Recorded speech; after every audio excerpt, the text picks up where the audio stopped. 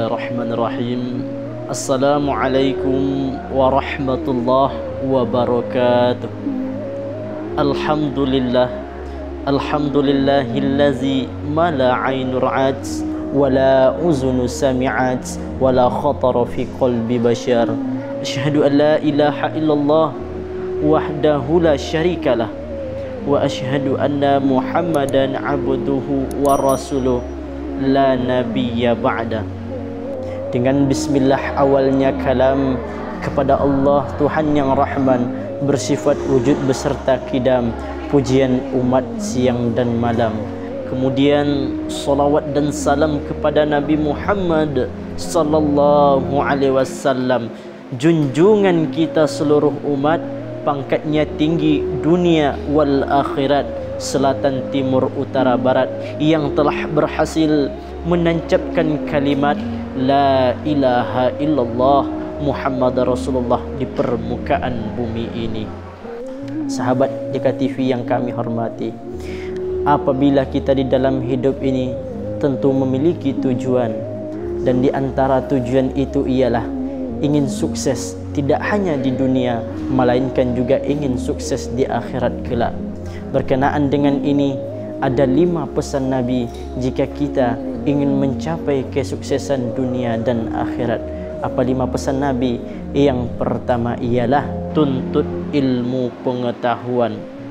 Kata Nabi, man aradad dunya fa'alaihi bil ilmi, wa man aradal akhirah fa'alaihi bil ilmi, wa man aradahuma fa'alaihi bil ilmi. Barang siapa yang menginginkan kesuksesan dunia, haruslah dengan ilmu.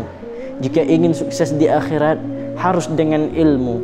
Dan jika ingin sukses di keduanya, juga harus dengan ilmu. Untuk itu, bagi sahabat yang sedang dalam proses menuntut ilmu, jangan berputus asa. Pergilah untuk mimpi dan pulanglah esok untuk janji. Yang kedua, kata Nabi, jika ingin sukses dunia dan akhirat, berbaktilah kepada kedua orang tua. Ada suatu kata yang sangat memukul hati kita. Satu orang tua dapat menghidupi 10 orang anaknya, tapi mengapa 10 orang anak belum tentu dapat menghidupi 1 orang tuanya? Hal ini menjadi renungan bagi kita semua. Begitu besarnya kasih sayang orang tua kepada anaknya. Bahkan Nabi mengatakan, al-jannatu tahta uqdamil ummahat. Syurga itu berada di bawah telapak kaki ibu. Yang ketiga pesan Nabi, jika kita ingin mencapai kesuksesan dunia dan akhirat, gemar bersedekah dan hidupkanlah sifat yang pemurah di dalam diri kita. Di depan pintu surga kelak ada 4 golongan yang bertengkar ingin masuk nomor 1 ke dalam surga. Apa golongan yang 4? Yang pertama ialah haji yang mabrur. Yang kedua ialah orang yang mati syahid.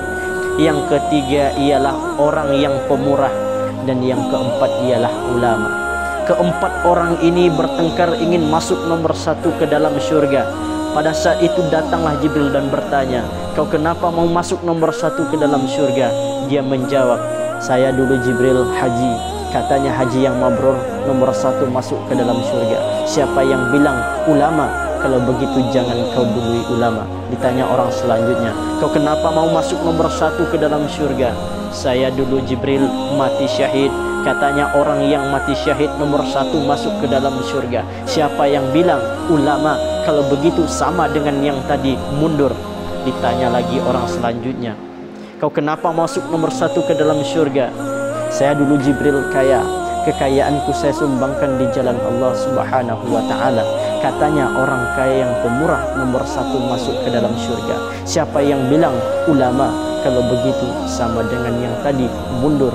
Ulama, silakan kau masuk nomor 1 ke dalam syurga.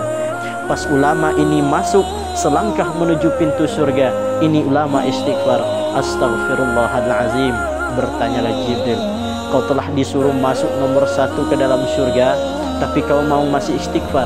Apa maksudmu? Apa kata ulama ini? Memang saya dulu yang mendakwai mereka, memang saya dulu yang menceramai mereka, tapi saya bisa jadi ulama karena ada orang yang bersedekah membangun sekolah tempat saya menuntut ilmu. Ada orang yang bersedekah membangun masjid tempat saya belajar ilmu agama. tentu saya tidak tahu diri apabila saya mendahului orang ini. Maka diputuskanlah saat itu orang yang gemar bersedekah masuk nomor 1 ke dalam syurga. Ini pesan Nabi yang ketiga. Pesan Nabi yang keempat, jika kita ingin sukses dunia akhirat ialah silul arham, hidupkan silaturahmi.